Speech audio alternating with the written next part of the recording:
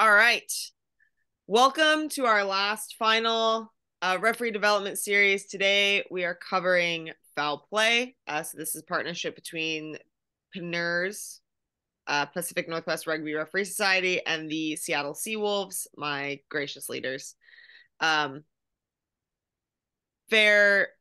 shout. A lot of these clips are my games because it's easy for me to remember when things happen. So, all right. So foul play is arguably the easiest thing to Boarding in progress. arguably the easiest thing to referee because it's very black and white. There are certain levels, and we'll go over that with a lot of different stuff, but it usually either did happen or didn't, and you don't really, as we talked about in advantage of materiality, you don't ignore foul play. So that being said, it should be simple, right? So there's two kinds of foul play we're going to talk about: dangerous play and cynical play. The first part of this is all going to be our dangerous play, and then we're going to go into our cynical play. If anyone wants to unmute or drop in the chat, what are the differences between these two? One is intentional and the other is reckless or negligent. So cynical is like somebody is on purpose doing something that they know is outside the law. Perfect. Yeah, exactly that. Does anyone have anything else? I saw Alec. Yeah, I would say dangerous play generally is more at the contact, where cynical play is more in either an open play or rucks. Yes. Can you have something that is both dangerous and cynical? Yeah. Yeah, of course. Of course. So yeah, great description there. Your cynical play is very, very intentional. Dangerous. You can have intentional acts of dangerous play. That just tends to make them even worse because then you have the worst kind of person on the field, someone who's really deliberately trying to hurt someone. And we hate them. So we're going to go into dangerous play. All of foul play is now under Law 9. I say now as in that wasn't like 3 or 4 years ago. The only reason you really have to know this is when you're filling out card reports. It's very subtle. So knowing your laws inside of that, very helpful. So we've got dangerous tackles, which make up a big old chunk of our Law 9, 11 to 26. And then we've got our other dangerous stuff, which is scattered throughout the law book, which is really just stuff if you do in regular play, but you do it to be a dick, is kind of how I describe it. So something like, we'll talk about ruck and maul. It's like you're kind of just doing it to hurt people in there, and that's not fun. So we're going to tackle dangerous tackles. Clever. And then we're going to just do the other stuff, and that'll be all of our dangerous play.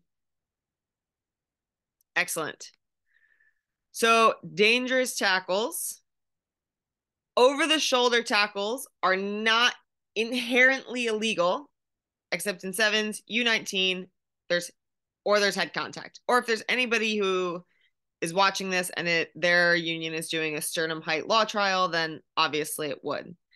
But what's an example of an over the shoulder tackle that's not illegal? Can anyone like describe one to me?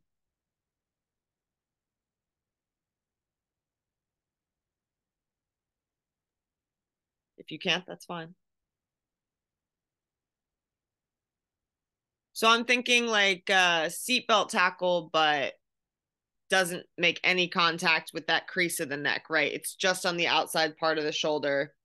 Or if somebody puts their hands on the shoulders and then tackles the body, we're not always triggered in as anything over the shoulder is illegal, except in what we've said. If you're reffing a U19 game, penalize anything over the shoulder. If you're refereeing sevens, we're going to be penalizing anything over the shoulder. And if there's even indirect head contact, we got to penalize it. So got two examples here.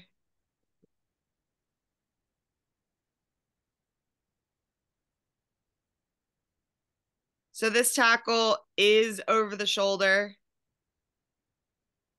And it does hit that little crease between, sorry, the quality is not great. I apologize in advance. It does hit that little crease between the neck and the shoulder. But, you know, you've got a player who's already going down. So that's just a penalty only. Watch that.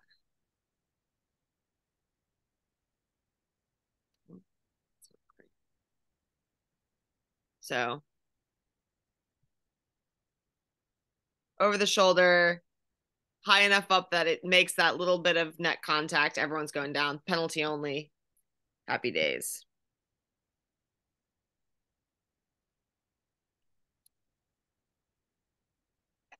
Got this one. So this tackle also over the shoulder. We've got a lot more neck contact on this, as you can see. So it hits, you've got a player kind of going down, but it is that over the shoulder. They do wrench the head kind of with it. Any ideas on what we're looking on for that tackle? I'm somewhere between penalty only and yellow card. Awesome. What puts you there? So mitigating factor of the player falling, but I'm now leaning more towards yellow card because they are in open space and they can see them. They didn't get blindsided. Cool. Awesome. Love that. Anybody else feeling on that or maybe what are the differences you're seeing between these two clips?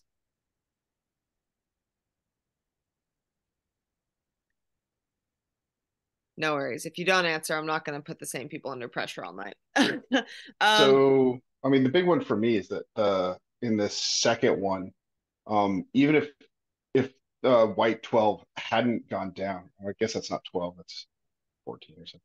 Even if she hadn't like started slipping down, I don't think that the blue player was ever in a realistic position to tackle safely. Like she was starting off from a high position, so she wasn't getting low. So when the head contact occurred, it was, you know, entirely her fault. It wasn't the fault of the person sliding down. Sure. And then what do we see afterward? How is the player who got tackled? You know, they place the ball back. Does anyone seem seriously injured here? No, probably not. You know, you might have some players being like, especially in the club level, like, oh, ref, high tackle. But you don't have, and I will refer to this very lovingly throughout the meeting as a dead body on the field. A message that I'm probably going to keep saying throughout this is it's really easy to give a red card if you have a dead body on the field. If you don't, that isn't necessarily a reason to not give a red card, but especially when you're at the club level, you're the only one out there. You don't have TMO. If you're just willy-nilly throwing out red cards because you saw something, it's really hard to sell that when the person who got tackled pops back up and is like, oh, there's a red card to them. That's pretty weird.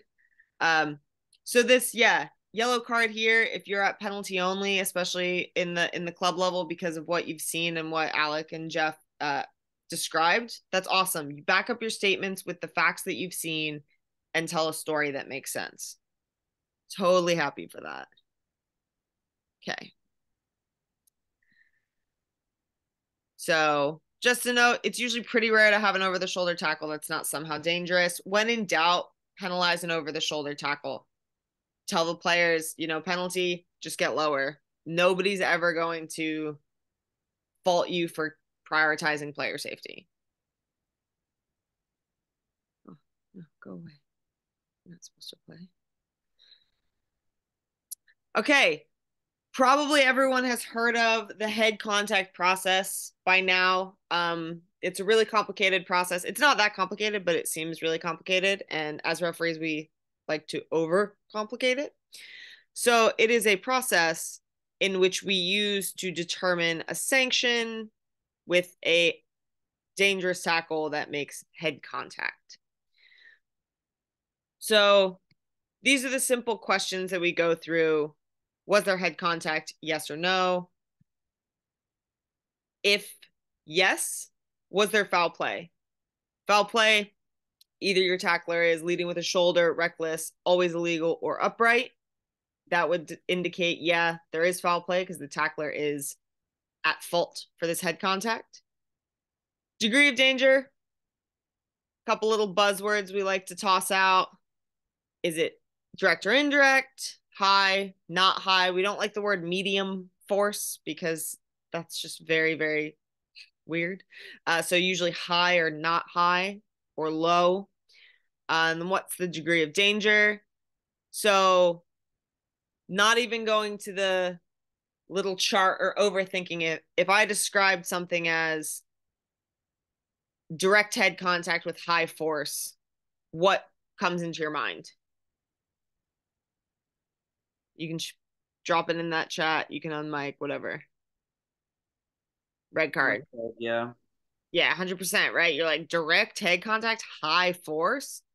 Now, if you say direct head contact, low force, or not even not high force, what's that kind of paint? Kind of anything but a red. Probably a yellow. Yeah. Start saying something like indirect with high force. You could be going down a weird road there, which is when you'd bring in, well, what's the degree of danger? Oh, it's a high degree of danger. Okay. Starts painting that picture for red. Don't get too lost in the math adding up of like, well, I said direct and I said high and this and that. It's what does it sound like? When you see it in your mind, you're like direct and high, like, oh, sounds terrifying. So use those words to help you, not to confuse you. And then you'll look at mitigating factors. Did the ball carrier make a sudden change of height or direction? Sudden and significant. Is there no clear line of sight for the tackler, or is there another tackler involved? So I'm going to show a nice clip where they use the head contact process.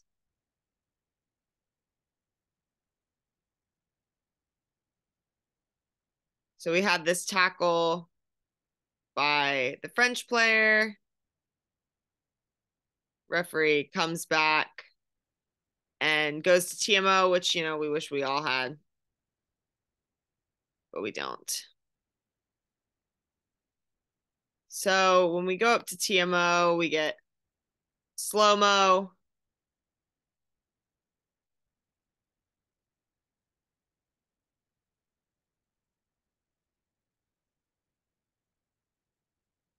So what off the bat is that looking like?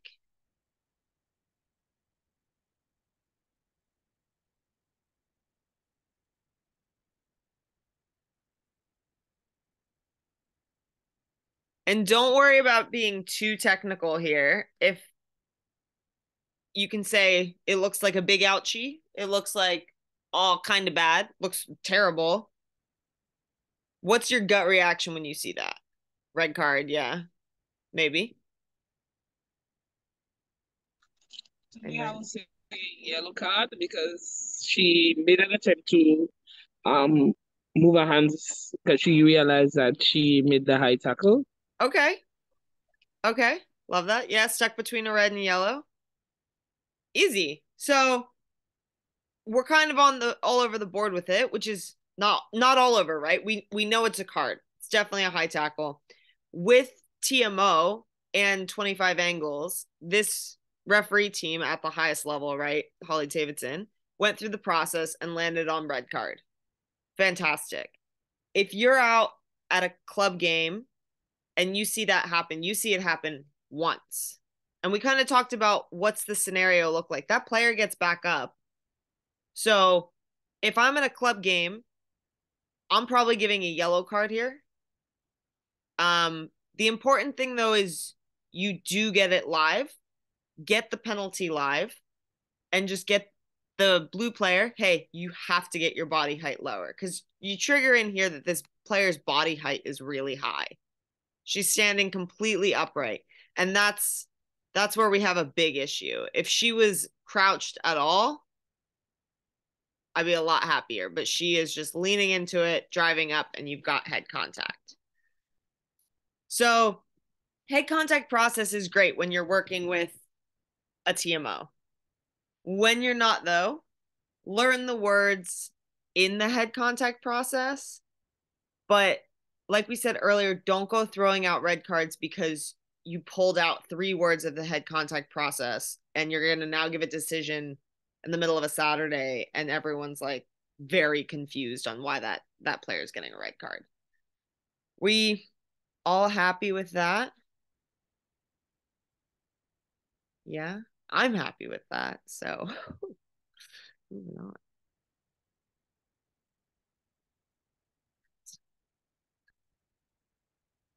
All right. More dangerous tackles. We're going to go on to lifting tackles. These are actually not as common. I'm going to jinx us as they once were, mostly because we put a really clear process. We it was in World Rugby, which is one of my associates, and definitely not me myself, but World Rugby did a really good job at basically putting a protocol into place saying if you're lifted beyond the horizontal, it's a card. If you land on your backside, it's yellow, head, neck, red. And we all kind of took this to heart and applied it at every level of the game. And from then, players really kind of got rid of the lifting tackle because it was being applied so consistently across every level of play. And that's why we're trying to bring in the head contact process to get upright tackles out of the game. But it's always a work in process. It took a while to get rid of lifting tackles. We do still have them, but we are having less. So we're going to have another little TMO intervention. Got a player nice and low, good wrap.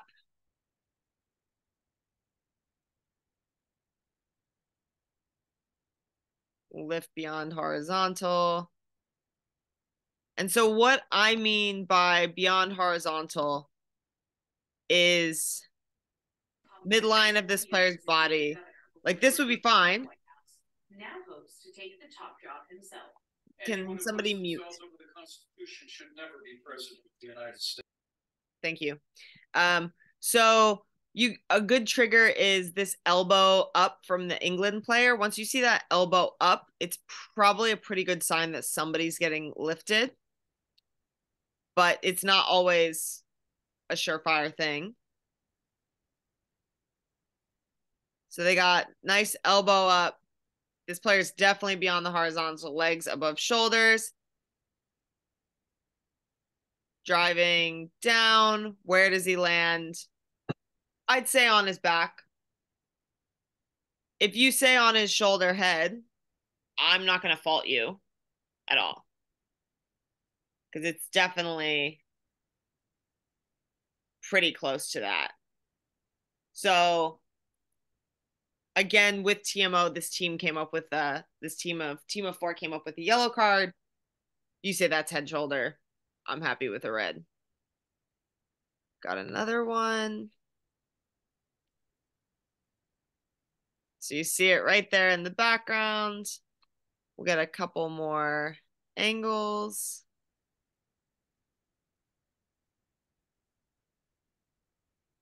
Camera really likes moving off of this. So the wrap is actually fine. He just goes with so much momentum that he's flying over and flips around. So this is a curious one. He is landing on his butt and side, but unfortunately when you do a pinwheel, it's super dangerous. So we're looking to yellow card or red card that. Sorry, red card. Because it is sheer luck that that player ended up landing on his butt, but he went full 360 around. So those are our lifting tackles. So we're looking for beyond the horizontal. If a player is lifted beyond the horizontal and then brought back down on their feet, happy days. So this gives you an opportunity to manage as a referee. If you go in and you see player lifting, put him down safely, put him down safely. That player might just look at you and be like, just kidding. I didn't do anything. No need to penalize. And you prevented a card. Cool. Those are lifting tackles. Hey, I have a question. Yes. So I had a game this weekend. Tackler went in, two tacklers, one ball carrier, and they lifted him, and it looked like they were going beyond horizontal. And I just restarted with a scrum, like because I told like put him down, like before anything could happen. I blew it up, scrum. Fine. What should I have done? Because I didn't want play to continue in case something had happened. Yeah, so there's a couple of options that you could have done there. You could have penalized those players for lifting, and assuming that they weren't going to bring him to ground safely, but then you're kind of assuming what's going to happen next. I like the opportunity to restart with a scrum because it gives you that opportunity to be like, I'm still going to give you the ball. You guys need to put him down, put that player down safely. Like, can we stay on our feet? You know? And at the end of the day, you were doing it because of player safety, right? Because you knew if that you continued, there was an opportunity something was going to happen that was really bad. And you don't want to be like, oh, I'm waiting to see if you put him down on his head to give a red card. Like, I'm just waiting to see where he goes down, which is not very nice to players. So I like it. I like a scrum restart. If you wanted to penalize there, I'm fine with that. If you wanted to keep managing, I'm fine with that. There's never a wrong answer. It's the best part and the worst part about being a referee. Great question, though.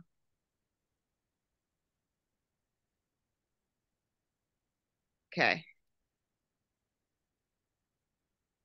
Shoulder charges. So we talk about shoulder charges. I'm think my trigger is the arm of the leading shoulder is tucked behind.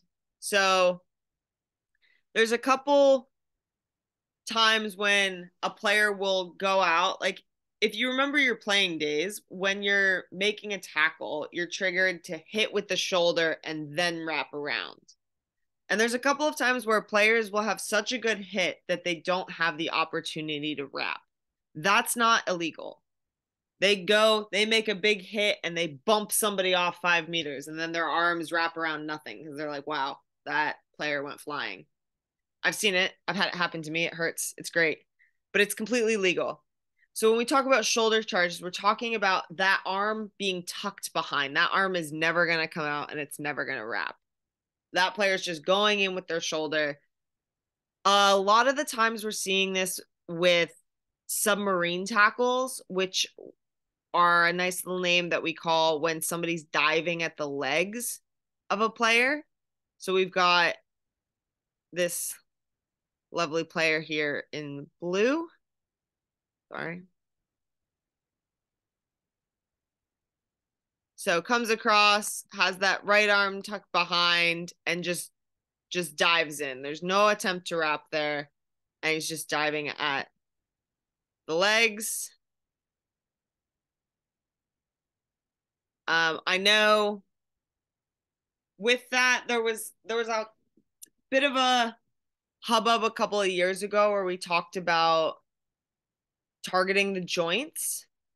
Again, as with most foul play things, I'm not saying we referee based on outcome, but look around. If there's a dead body on the field, it makes a lot more sense to give a red card for this kind of tackle targeting the joints versus that happens, player pops back up, says no wrap tackle, and you decide that they were targeting the joints. So you pull a red card out of nowhere. Chop tackles, yes. Also that, Jeff. I like submarine because then I get to sing. How do we manage at the goal line? So you see this a lot from the pillar and the post when they're trying to do those pick and drives. A good trigger is their hands come up when they tackle.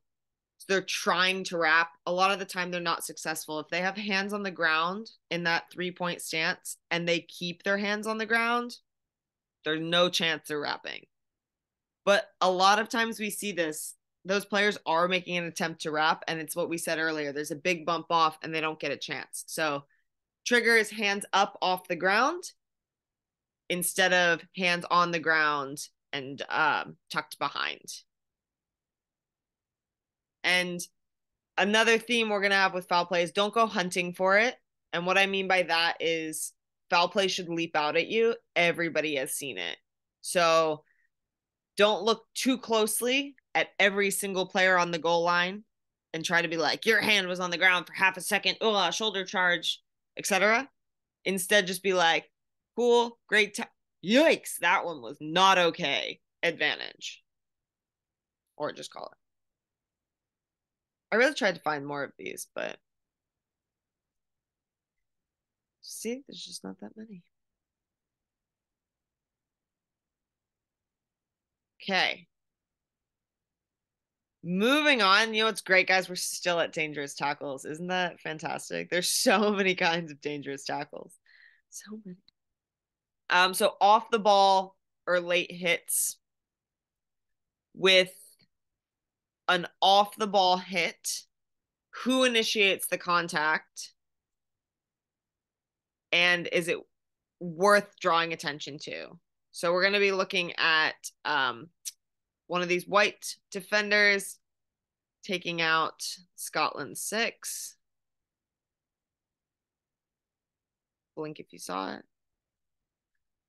So we've got our ball right here. Ball is passed out. Ball stays with that ball carrier. Ball still stays, goes back to this player. And this player is being just taken off the ball, doesn't even have it, and now can no longer participate the way she wants to because she's been driven out of position by that white defender. So this is a really easy penalty only. But what is a good clue in for a penalty here is that blue player doesn't expect to be hit at all. That blue player is just running. Okay, my teammate's got the ball, stops, and just gets hit out of nowhere. Sometimes you'll have the two players really just run into each other because one's taking a really good defensive line and the other one's trying to come up and intercept or meet him, and they just kind of run into each other. Rugby incident, that's fine. But when one player is not expecting the hit, that's what we want to penalize. So that's off the ball hits. Again, we don't really see those a lot where there'll be material. These will get a little just niggly, pushy, and shovey. We're looking for the clear ones. And then late hits. So this will usually be late hits on the kicker, or it could be the passer. So triggers there. Does the tackler have time to adjust? And are they finishing the tackle or are they hitting late? So if they make contact at an appropriate time, they're allowed to finish that tackle. So they're allowed to bring that player to the ground, not overly recklessly. So you'll get some players trying to do that, but they're allowed to finish a tackle that they've started. So late hits.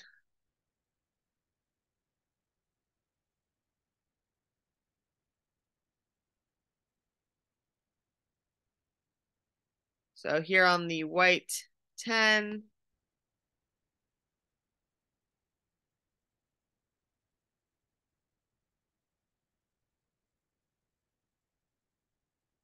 and it's interesting because if you look at the time the ball is kicked, sorry, if you look at the time the ball is kicked versus when this player, do we think this player actually has time to adjust?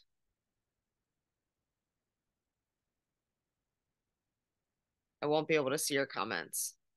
So open your mic. Do you think this player has time to stop his decision of tackling?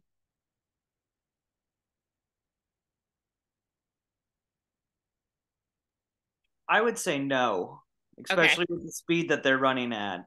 Okay. Anybody Play have it any one more different? time, please, at full speed. Yes.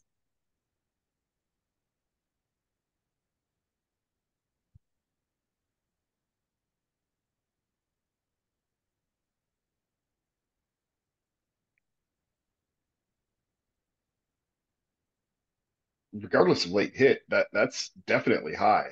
Like, Yeah. uh, but So so could he have pulled up? Maybe, probably. I'm with you guys. I don't think he could have. I was the referee in this one, and I thought I was like timing is fine, but exactly as you said, Jeff, he just barrels in there, and he makes no attempt to wrap, and he is upright. You're 100% on, and that's a situation where, man, if we have TMO and we look and he's upright, does his head, does his shoulder make contact? I don't know. But as a club referee on the day, penalize it. That's your starting point. Because just penalizing it will get rid of so many issues because that tells the players I see and I recognize that it's dangerous. Penalties when something happens, I think is more effective in changing player behavior and getting player buy-in than missing foul play and then incorrectly carding other foul play. So if you have something where it could be 3 yellow cards in a game and you give 2 correct and 2 incorrect and you miss the penalties for the other two, it's almost all over the place and you're not sending a clear message versus if you just penalize those 3 things, players recognize, okay, this referee has a good understanding of what's dangerous and is applying that uniformly, knows what's dangerous. So at least a penalty on that one, maybe a card, probably a card. Don't play on. That's what I did. Got another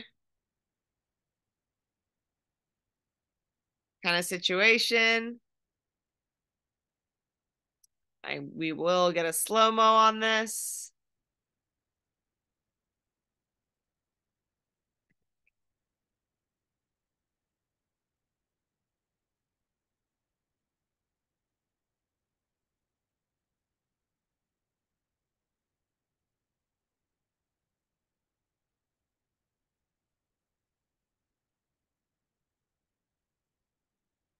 So this is another similar to a late hit. Does this player really have time to adjust?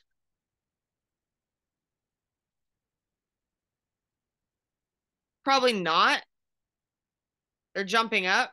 They're trying to charge down this kick, but they are responsible for where they land, and you can't just land on the kicker.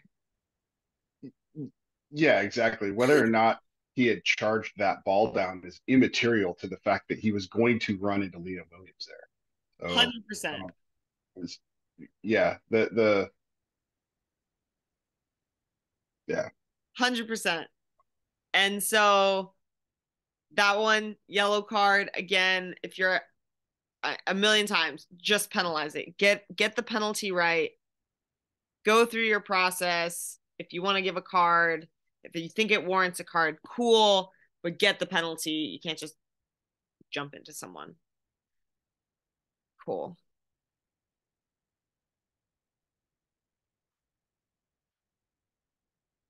All right, we're almost done dangerous tackles. Can you guys believe it? Everything else goes by so much slower, I promise, or faster. Okay, so tackles in the air. For players competing for a ball in the air at the point of contact, are they both in a realistic position to compete for the ball? We're going to look at this. I did really bad at clipping these.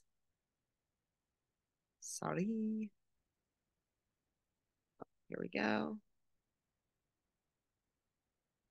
So at the point of contact, are they both in a realistic position to compete for the ball? I freeze framed at the point of contact. This is not a challenging one. No. Excellent job. I would say that white player has no chance of competing for that ball.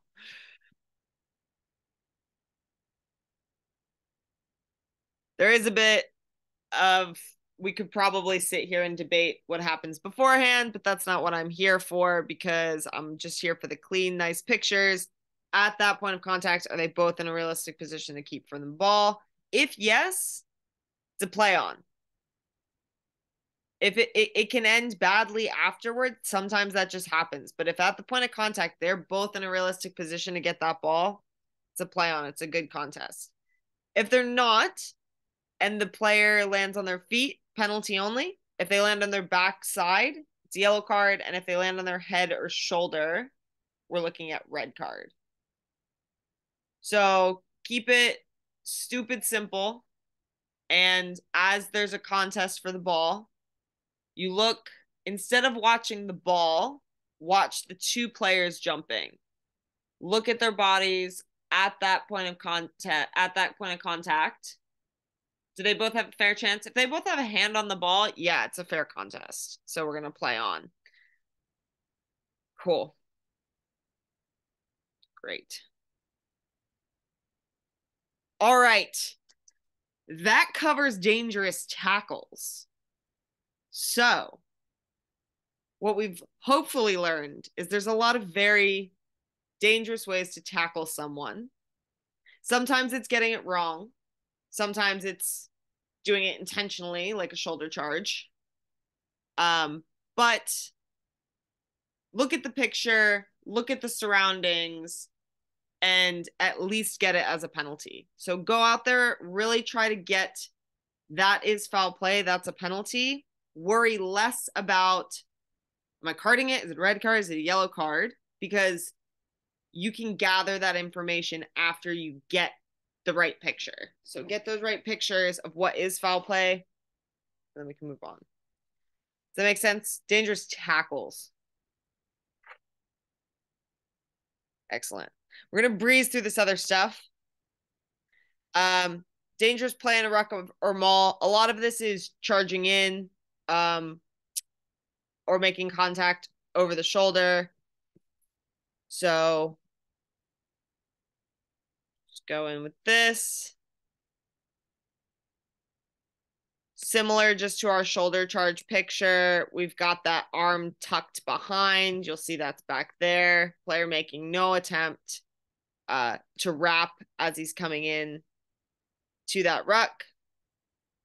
It's going to follow a lot of our similar processes. If it's direct on the head with force, we're looking at a red card, indirect, etc. But penalty, charging in, arm tucked. As well as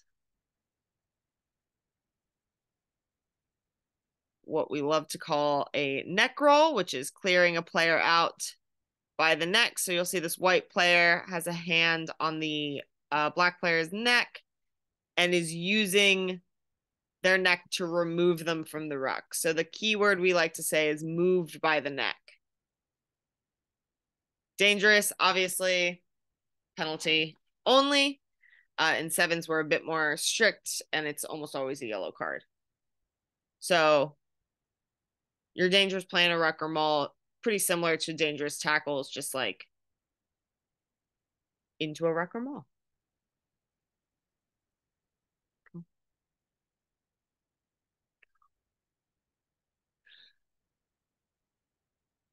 Flying wedge, and just so everyone knows, I did go through as the list is in the law book. So if there doesn't seem a nice flow, it's blame the law book. So this is the definition of a flying wedge. It's not super common, but it's when you basically have two latchers on either side of the ball carrier before engaging the opposition. So we'll see it here from Ireland.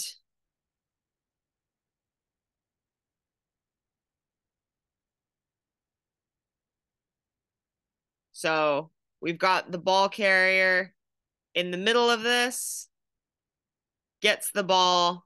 We've got one latcher either side driving that player into contact. Why is this foul play and why is this dangerous? Because of all of that weight going into one tackler.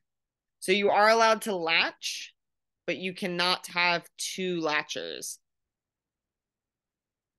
It's very, very difficult to stop, and it ends up being dangerous for the tackler. So, again, we don't want to go hunting for this. Sometimes someone will have like a half arm on. That's just a really great, clear picture of flying wedge. In the dangerous fens are included. Now, I actually looked in my systems for like a recent example of a dangerous fend, and I really couldn't find one. So if that tells you anything, they're not very common. This is something I find people go hunting for a lot. You're allowed to, once somebody makes contact with you in the tackle, you can push someone off with your forearm. What you can't do is have your forearm extended prior to contact and basically target someone's neck with your elbow. Now, just as violent as that sounds, I highly doubt you're going to miss either that or the aftermath of that if you're a referee on the field. So this is something that will definitely come out screaming to you. Don't go looking for it because a lot of things probably look like it, but they really aren't. And then the nasty stuff, which is all of that disgusting stuff that people do when they kind of lose their minds on the field. Punching, striking, stamping. Didn't need clips of this because we all know what this looks like.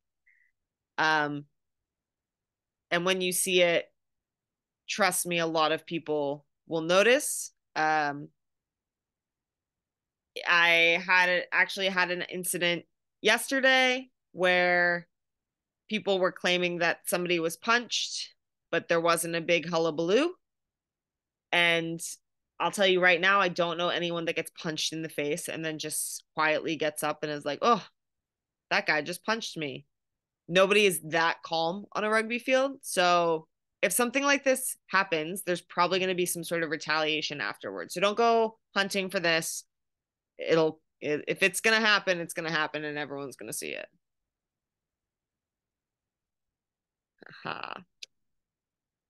Grandma and Rosie can see that it happened.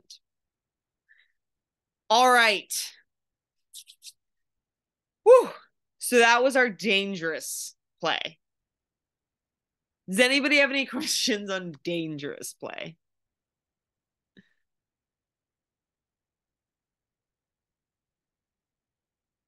I promise everything else is very short, so I feel like if you do have questions, it won't take up too much time.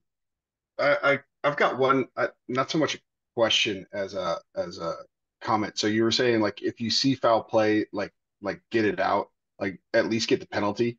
And I just wanted to weigh in with that a little bit, which is that even if you're not sure if you should give a card, if you are seen talking to the person and giving and saying, you got to get your tackles down, or if you're seen giving them a warning, then people will understand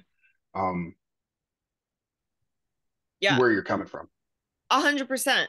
100%. They will see that that's a great comment. They will see that effort that you recognize it's happening and you want it to stop. So you've got your whistle, but you have that management. You guys have to get lower on the tackles. Give them specific guidance on how they can be better, how they can stop infringing. You have to get lower. You have to bend at the hips, right? So you guys are standing straight up. I need you to bend at the hips. Make that little bit of change. Great comment, Jeff. Mark asked, where do I see the tackle height going in the US? No idea. I understand why people stand up in tackles. A lot of the time they're trying to just catch people that their teammates, they do a lot of the double tackle. But an upright tackle is not necessarily an illegal or dangerous tackle. We just keep getting them really, really wrong. So interesting. We'll see. So I have two questions. Yeah, two questions. The first is on like, so you probably covered it in the advantage, which I unfortunately missed, but like severity of play versus, scoring opportunities. Coming back to cards obviously is fine. But like where would you sit in, how do we want to, let play breathe, especially if there's a breakaway, but also be stern on foul play. Yeah, so I did talk about that a bit. I'm under the thought of just don't play advantage on foul play unless you're 5 meters out from the goal line, unless or there's about to be 100% a clear break and they're gonna score. But it also really depends on the match. Like at the club level, maybe the lower, like maybe like high school level or something, I'm never going to play advantage on foul play, particularly high school. Like, nope, U19, I've got to penalize it. The higher levels I go, in the professional game, you can because there's a whole broadcast production team there to help you sell that. But in the club game, the more you play advantage, the more people forget what that advantage was for. And so you're not actually changing player behavior. You're coming back and you're like, don't high tackle. And they're like, I don't even know what I did a minute ago. So that's my thoughts on that. You're safest not to. You're never wrong not playing advantage on foul play. Okay. That makes sense? Okay. Yep. Cool. Did you have a second question? Or were that Yeah, I did. So I don't have a big problem with penalty identification. I'm at the breakdown, I see it happening, but I've had issues with escalating properly, and unfortunately, it's been games like that are streamed and televised, which I've gotten a lot of flack for. What's your escalation process? First one, warning, again, depending on severity, but identifying trends and escalating to cards. That's great. We are going to talk about that when we get to repeat infringements. What Perfect. A great segue. Love that you're here. So we're going to talk about cynical play. As we started in the beginning of this presentation, cynical play is that intentional stuff. So stuff you're doing on purpose. Now, as we'll see, some of it's not always, but it's just easier to say that. So obstruction. I do have one clip on obstruction. I'm going to talk a bit about like player like kick chase. If two players are chasing a kick, they're allowed to chase after the ball. They're allowed to go shoulder to shoulder against each other. That is perfectly allowed in the law book. They're not allowed to hold back or shove, but they can run shoulder to shoulder and give a little bump, as well as players blocking, quote unquote blocking. So I'm going to actually draw on this. And if we've got our defensive line and that's our ruck, and so we're going to take a box kick. And so that's our 9, ready to do a box kick. And you've got those players, balls right here. You've got those players that kind of just stand in the middle of nowhere, right? Now, they are liable for an offside penalty.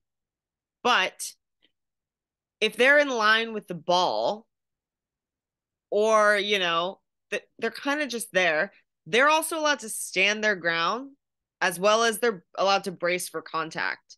So they can't deliberately step out to the side. They can't shuffle their feet out to block somebody running through, but they are allowed to stand there and they are allowed to tense up in anticipation that one of these players could absolutely just run into them, because they are liable for penalty. They're not supposed to be there once that ball comes back that brief second and then is kicked. So I do get a lot of questions on that. Are they obstructing? What are you going to call? They are allowed to stand their ground. They're allowed to brace for contact. So if you see them clearly stepping out, clearly obstructing somebody trying to chase either that 9 or if they're going to do a deep kick. Cool. You can penalize. Okay. It's fun. I've never done that. And then so in obstruction and open play, what we're going to look at for triggers, who initiated the contact? Were they a legal option for the ball? And did the attack take the gap? So I've got this great clip.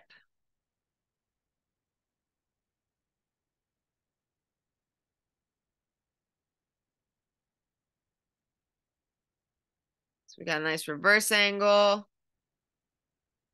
If you haven't seen it yet, don't worry. When we point it out, you will 100% see it.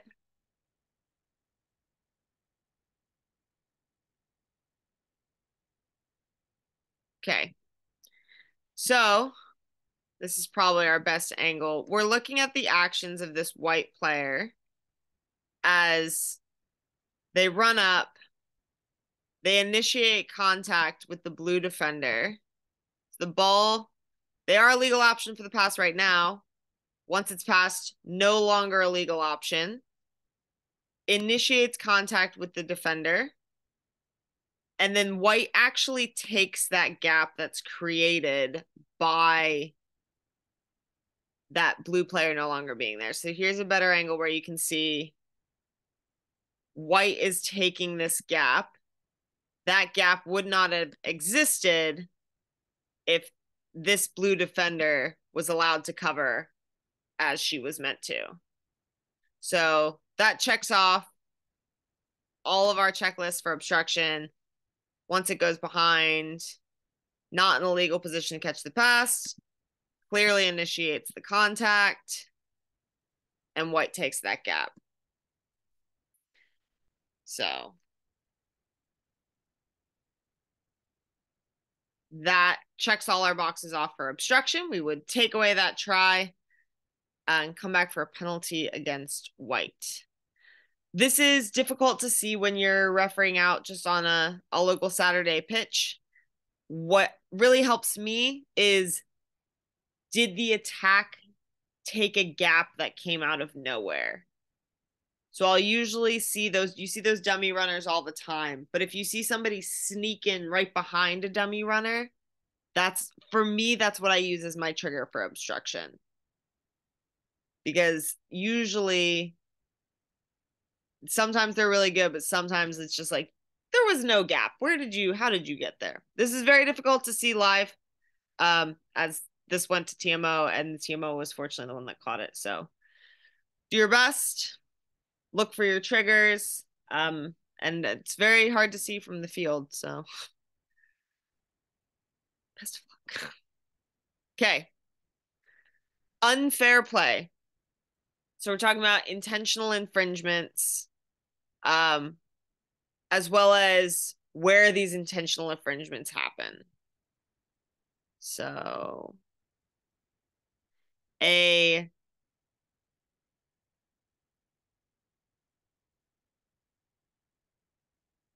diving over in the middle of the field probably does not have the same danger that a diving over 2 feet from the goal line does. Because what is gold doing right now? Spoiling quick recycle. Yeah, they're trying to kill this play. Why? Because they're under a ton of pressure. These blues on the front foot, they've got to get their whole defensive line back on side, knowing that the goal line is a little pop away. So even though they have more numbers, they're still insanely under pressure.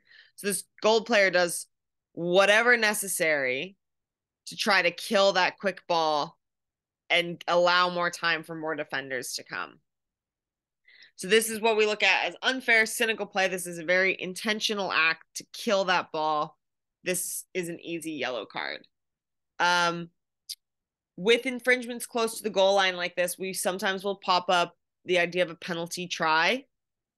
A penalty try for me can really only be scored off a dangerous high tackle, a deliberate knock on, a collapse small, or collapse scrum.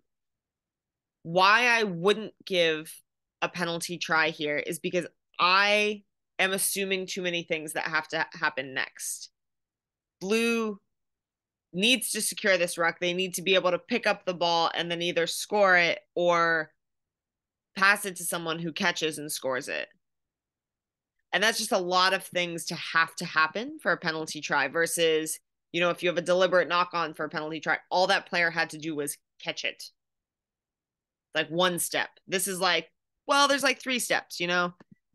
If this player didn't go off his feet, he can legally turn that ball over. This player is onside, ready to defend, you know? A lot of things have to happen here. So yellow card, yes. Penalty try, no. Awesome.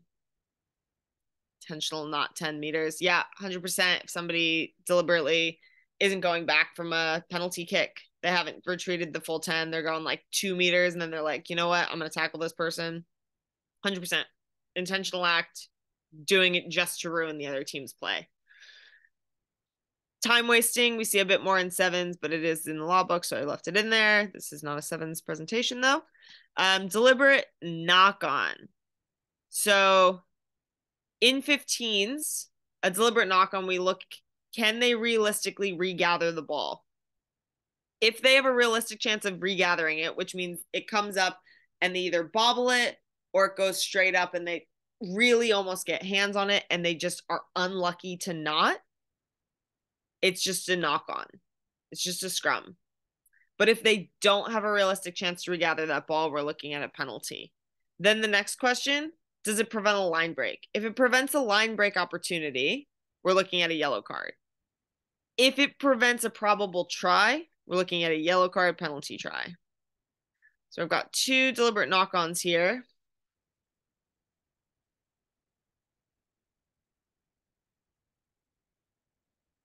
And remember, do as I say, not as I do. Don't play advantage on this.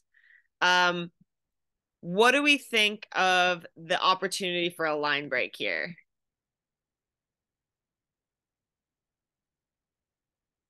So this is our infringer.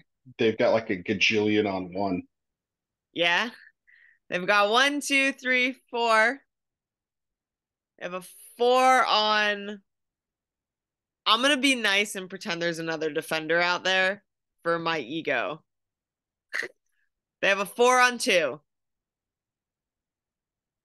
which is a pretty good opportunity. Jeff's here to keep me honest, though. There's another guy out there. Whew, nailed it. So if you think that that's a probable line break, 100% go ahead with the yellow card here. I want the penalty only. Well, I'm a little dodgy. At least I got the penalty, though. Remember, foul play lesson number 1, get the penalty. We've got this one here.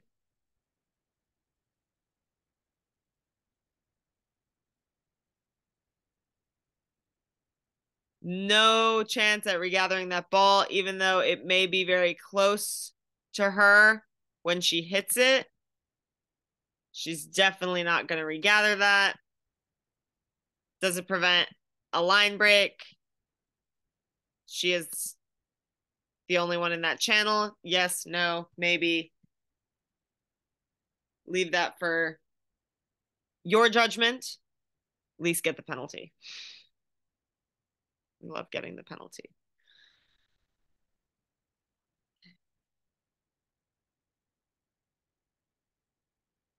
Okay. As Alex said earlier, repeat infringements, team same offense, or player repeat offenses. So it's a lot easier, I find, if you have a player repeatedly infringing, right? You're like 8 off your feet, 8 not rolling, 8 not releasing. You're like, wow, I'm really saying number 8 a lot. Team repeat offenses or team same offense if you've got one after another of players not rolling. So what's a good way to escalate this? There is no scientific method, so it's not after 2 you give a warning, after the 3rd you yellow card. It always depends on a lot of scenarios. So I like to definitely make sure I have a word after 3. And depending on how spread out they are, or if they're all in a certain location. So if I have 2 inside the 22, 2 tackle infringements inside of the 22, I'm going to have a formal word. I'm going to take time off and I'm going to say, we've had 2 tackle infringements inside the 22. When you're on defense under pressure, I need you to clean it up in this area. If they're all over the field, I typically wait for probably 3. But if there's no real trend, if it's scattered with, a ball carrier not releasing, when there isn't a scientific method that works, start with one and adapt it to yourself. So as Alec was saying earlier, how do you escalate? I would absolutely test out the theory of after 3, you definitely say something. 100%. That's your thing. You go out there, 3 penalties, you say something, and then see how that works out. See where you want to change that. But start with something written in stone. Because what other people have is never going to work for everyone. Does anyone have any advice on that?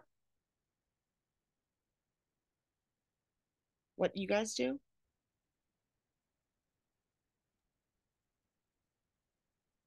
Jeff? I also look at timing, how close together penalties are.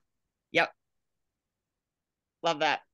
Love that. Yeah, if you get like 3 in a row in like 2 minutes, you're like, whoa, what just happened? Typically that happens at the beginning of the game when everyone's excited. You're like, guys, remember what we were doing here. And okay. Or it happens late in the game when everybody's getting sloppy and tired. And that's actually a pretty important time to, especially at like the club level. It's important at that point to have that word and be like, hey, it's been great so far, but I need you to bring that level back up, because when everybody's tired and frustrated is when people start throwing handbags. Yeah, 100%. All right. The last thing I have is misconduct. So covers 2 things: acts contrary to good sportsmanship, and this can just be summed up of it doesn't belong on a rugby pitch, don't let it be there. So this is kind of a catch-all to penalize for someone just being a dick. And I can't give you an example off the top of my head, but if somebody's just being a dick, you have it within your rights to penalize them. When you do this, though, you just have to deliver the message strongly. You have to be very specific of you're doing something that just doesn't have a place here. You're calling somebody names that just doesn't have a place in the rugby field. So start with a penalty, have a serious warning with them. If it's something really serious, 100% get them off the field, red card them. I don't care, especially if they're saying really foul language, but address it. Does someone have a question?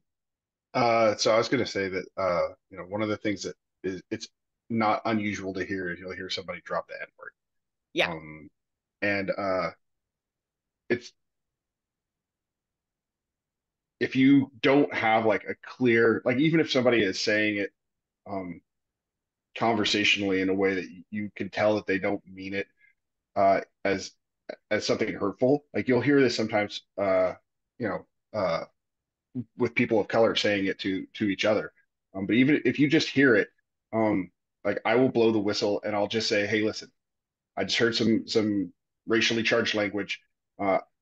I can't hear that again, or if I do, then I'll have to deal with it. And just put that line in the sand. Same thing if you hear anything that's homophobic, you just say, like, if whether or not you know who it is, you just say, hey, I just heard somebody use a word that's homophobic. We're not going to have that again today. And just like when you take a second and you talk to somebody and everybody's like, oh, referee's serious about this, it'll work there too. 100%. I love what you said there at the end. Like when you take that extra second and you're like, hey, I'm not kidding, this is not a joking matter, that sends a message more than just like a very overreacted, like, boo, yeah, red card. And it's like, what just happened? Nobody knows. Alec, were you gonna say something?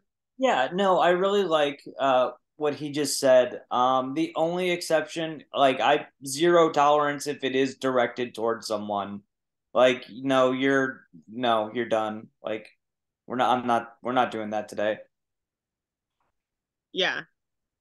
Yeah, especially if it's directed to somebody on the other team. And I know that sounds silly, but within a team, like, you never know what the vibe of their own team is, and that's where you can say, hey, I really don't like that language on my field. I don't If you're fine with it with each other, that's cool, but it doesn't have place out here today.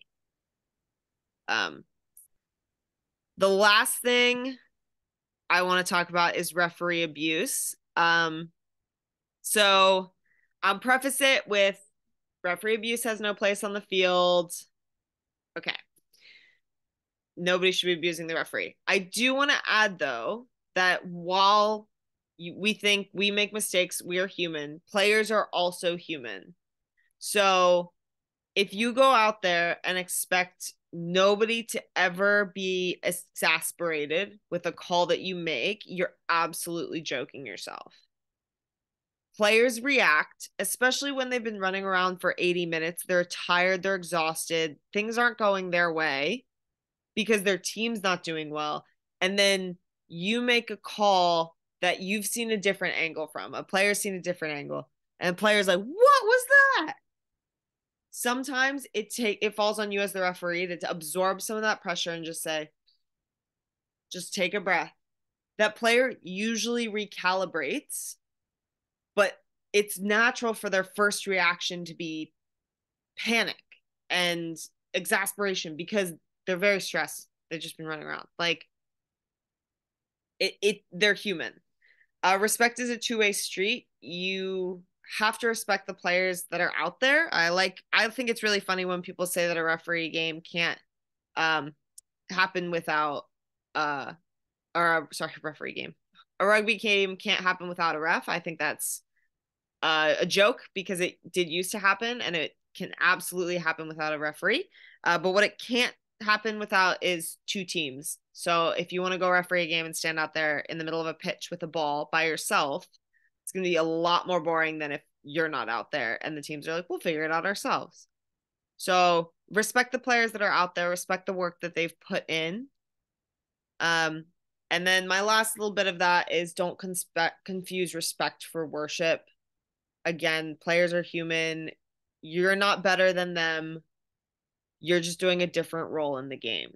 So I will close on one of my favorite little stories. And this has happened more than once, is I have a referee come up to me and tell me a story of a red card that they gave because a player cursed at them. And I was like, oh, F you, referee. Said that to their face. And they gave a red card. And they're like, oh, so silly. This player did this and I gave a red card. Now, what really happened is the referee made, frankly, a shitty call, which we all do, 100%. When the referee made a shitty call, the player stood up and was like, are you joking? And the referee decided, well, I'm going to penalize this player for saying this to me. So now the referee gives a penalty for that back chat. While the player is super confused by this crappy call and now is just being told, back chat, get back 10. It's like, this is a joke. And now the referee takes this personally and upgrades to a yellow card. And that's when the player's like, oh my God, go F yourself. And the player gets a red card. So the referee will tell me this story and be like, oh, yes, textbook red card. And all I can think is, as a ref, you literally brought that upon yourself. You turned a shitty call that you made into a red card for a player because you forgot number one rule: players are human. Acknowledge sometimes you make a mistake and just absorb some of that pressure. Oh, that wasn't the best call. Players like, what was that? And you're like, just focus on yourself. Give it a second. Let them cool down. You can find them after. Hey, I'm sorry. I thought I saw this. Or just, this is what I saw. This is what I could call. Players respect that a lot more and you'll get a lot more buy-in with them. So that's my little closing on referee abuse. I never think that it's fair if players just come out and start cursing at you. I'm not condoning it. I am saying, though, I think we can be better as referees on kind of getting a balance. So to summarize, main points and focus areas, what I want you to take out of this, not all big moments are foul play. So not all big collisions, not all, frankly, all dead people on the ground, not all of them are foul play. Sometimes it's a rugby incident. That being said, keep player safety paramount, at least penalize it, right? Get the penalties. And it should jump out at you. Don't go hunting for it. If you go out and look for upright tackles and head contact and go with the process, you could give 12 cards a game.